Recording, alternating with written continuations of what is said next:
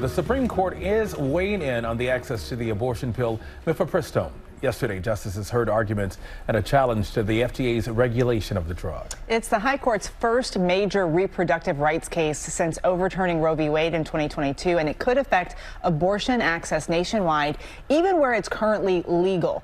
Joining us to discuss is New Mexico Governor and member of the Reproductive Freedom Alliance, Lujan Grisham. Thanks so much for joining us, Governor. Good to see you, Governor. Good to see you all. Thank you for having me today. So let's talk about this. The Alliance is a coalition of over 20 governors from all over the country. The group filed a brief in this case outlining why it believes mifepristone access should not be restricted. Explain to us where you guys stand on this.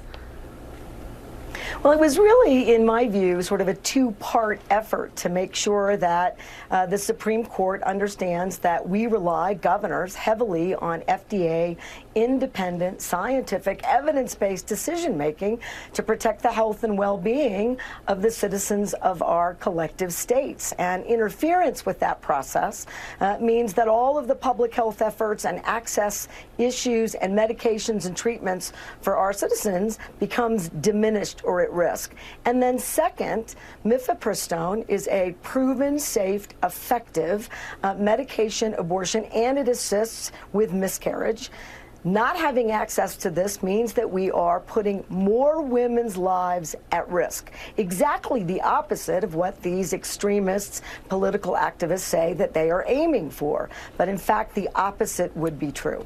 And Governor, I'm a board certified OBGYN, so I'm glad you included the indication of use for women who are having a miscarriage. But you know the statistic from the Guttmacher Institute that now medication abortions account for about 63% of all terminations done in the country.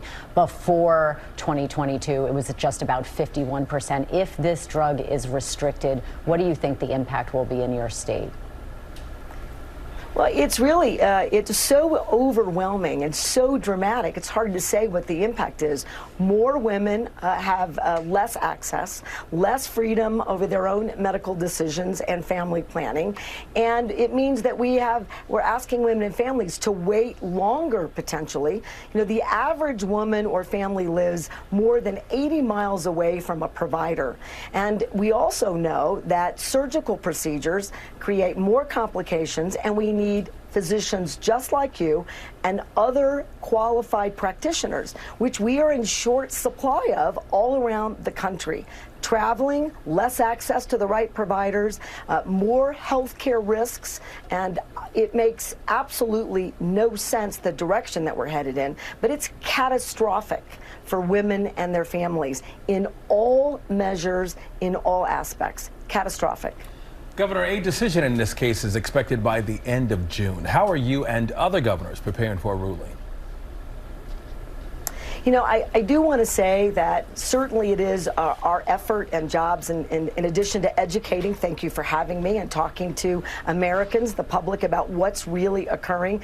But look, the Dobbs decision and this potential decision continue to roll back fundamental constitutional rights for women and their families.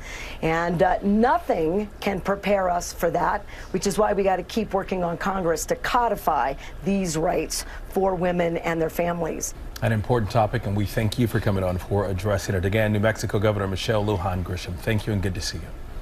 Thank you for having me. Thank you all. Well, hey there, GMA fans. Robin Roberts here. Thanks for checking out our YouTube channel. Lots of great stuff here. So go on, click the subscribe button right over here to get more of awesome videos and content from GMA every day, anytime. We thank you for watching, and we'll see you in the morning on GMA.